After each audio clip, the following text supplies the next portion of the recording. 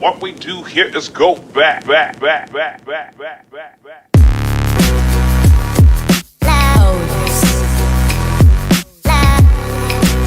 Ladies and gentlemen, Hornet Nation, welcome to The Sting, the show that keeps you up to date with not only Alabama State football, but with news and reports throughout the entire HBCU world.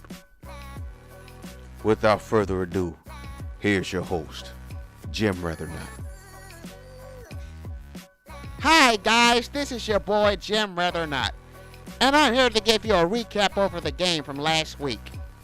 So last week, the Alabama State Hornets went to Iowa City to take on the number 3 team in the country, the Iowa Hawkeyes of the Big Ten. And I must say, it was an absolute obliteration, as the Alabama State Hornets got destroyed 67-17. Jamar Green didn't have to do much, for he had over 100 yards on just 3 touches. Meanwhile, the Alabama State defense showed just how inferior they are to the rest of the country, as they're not even fast enough to stop a left tackle. Everybody on the Alabama State team probably runs a 5-6 flat in the 40-yard dash. Well, yeah, that left tackle looked like he could run a 4.8.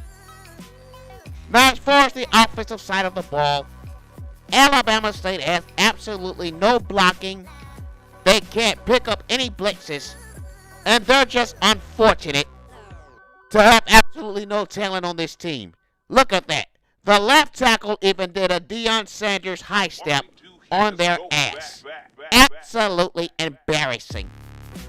Now, as we get ready to take on Alcorn State next week, I must say that this Alabama State football team must take a long look at themselves if they want to be a national contending team in the future.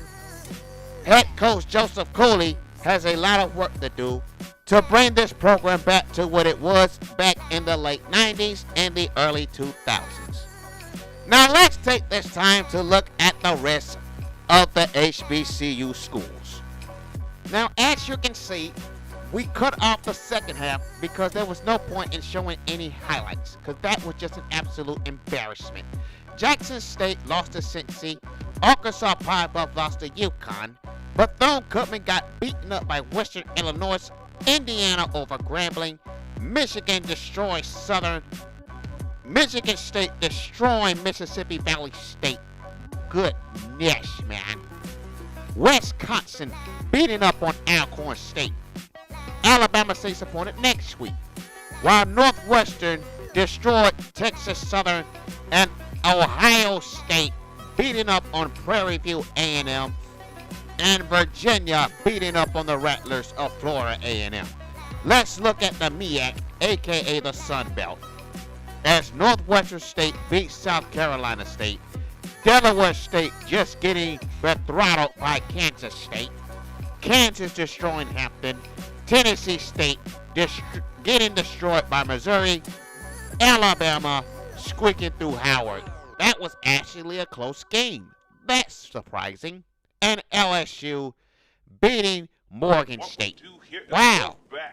2 SEC teams struggling with HBCUs. Oh, wow. Texas destroying Norfolk State.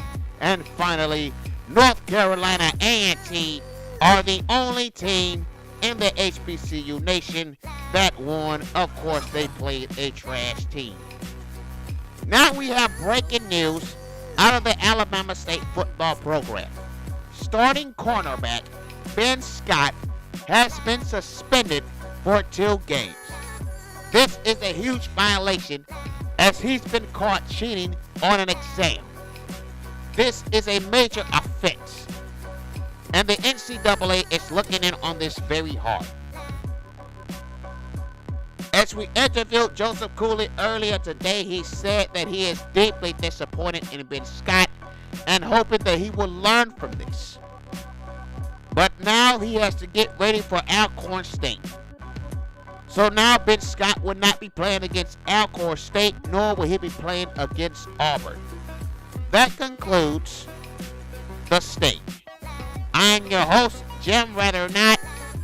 See you next week. Go Hornets.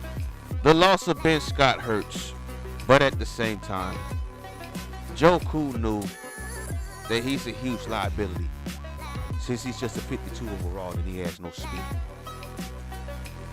But join us next week. It's our first home game of the season, and it's against the Alcorn State Braves. If you like what you see, please like, share, and subscribe. We got more coming. Thank you for watching, people. Peace.